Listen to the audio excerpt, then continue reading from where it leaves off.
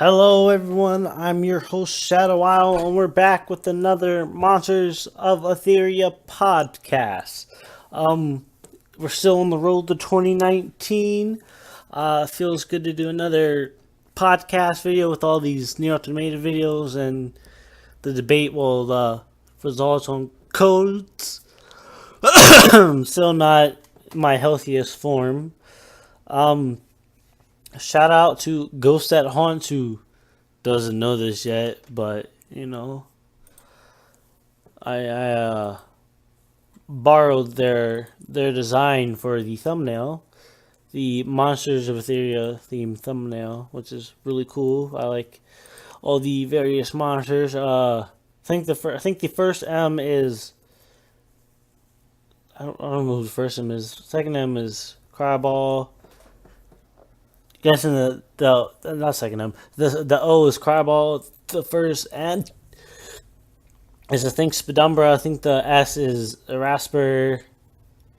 Um, the first T is one of the spic forms. I think the I think the E is Umbris. I'm guessing the R is Radatron. The second S is the Magiform, one of the Magiforms. The O is, I guess, Teep. I'm guessing the R is Farival. The big E is Terut.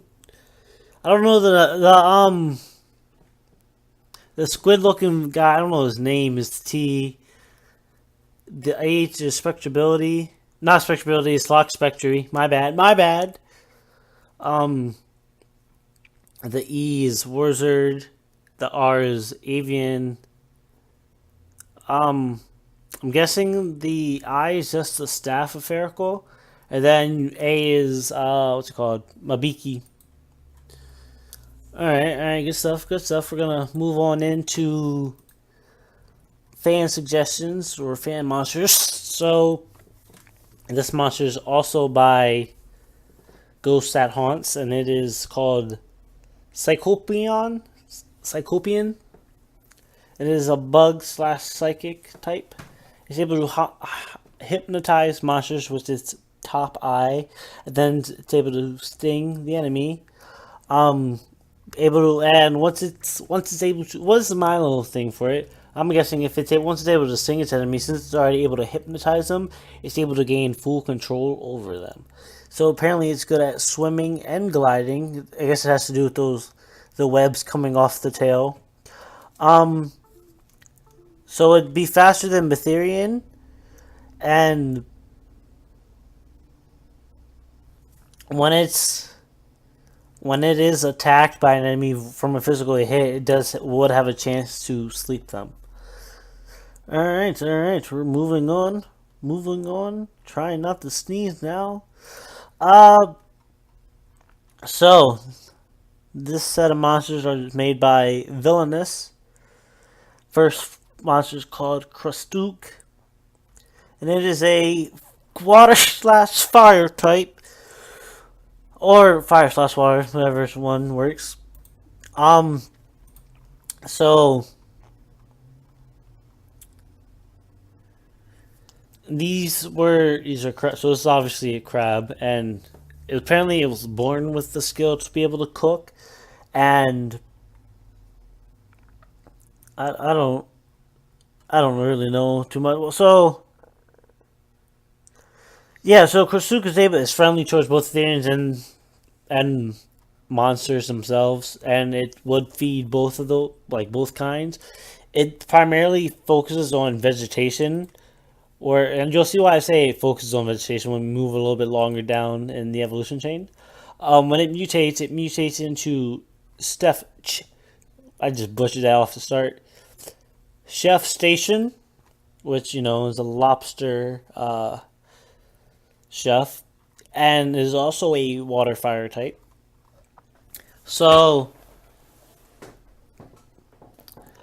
Chef Station for my little lore for this one is so when Crush Took started like gaining like wanting more exquisite flavors, it gained a sense of meat, and it used that sense of meat, that lust for meat, to pretty much go insane, and it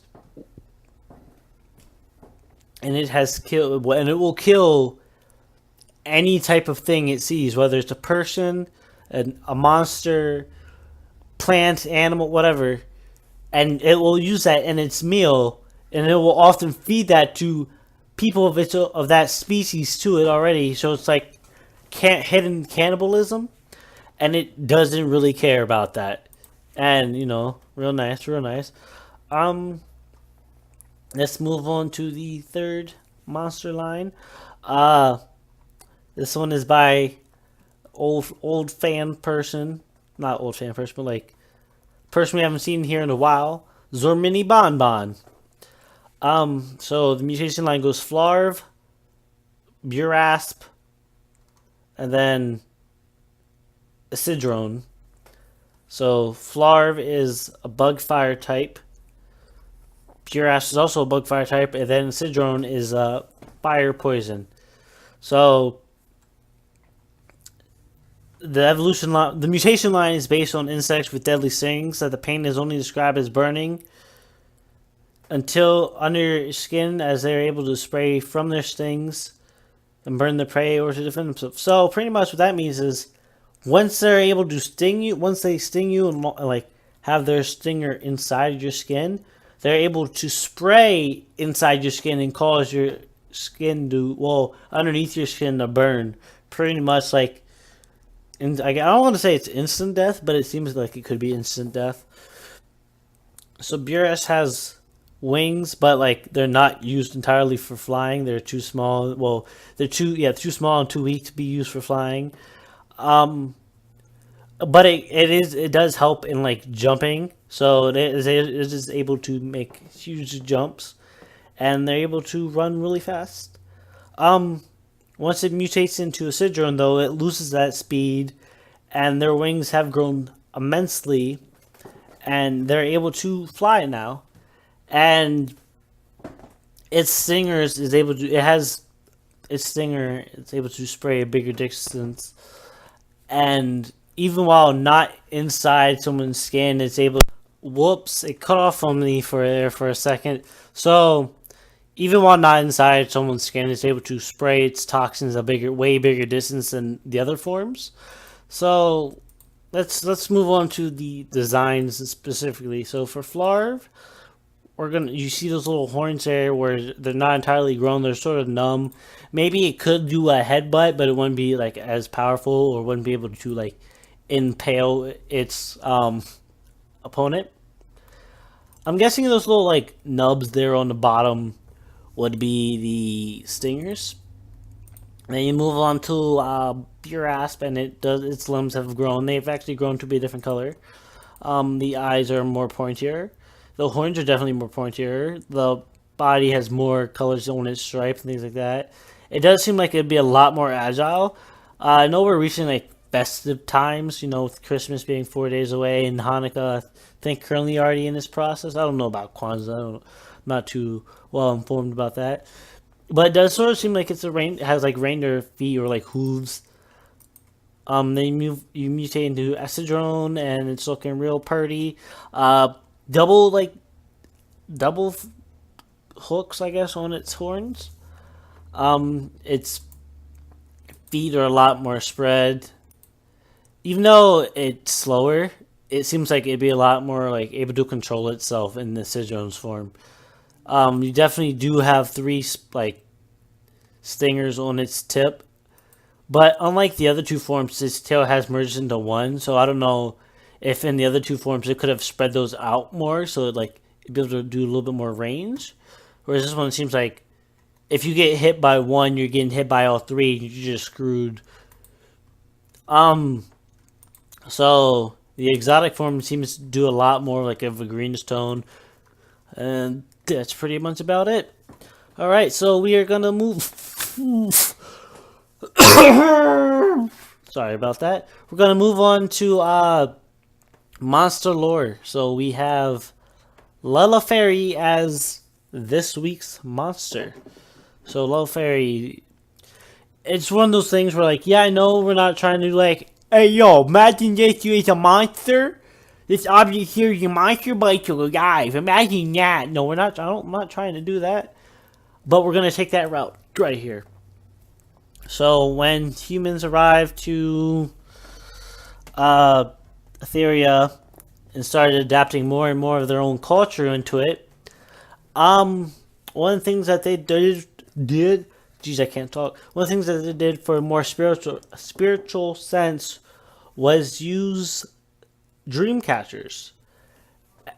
And with these dream catchers, you know, supposed to catch your dreams or something like that. I don't know how the dream catchers honestly work. I think they're a piece of junk. Someone can prove me wrong. I don't know. But Lola Fairy is pretty much a dream catcher that was used to, what's it called?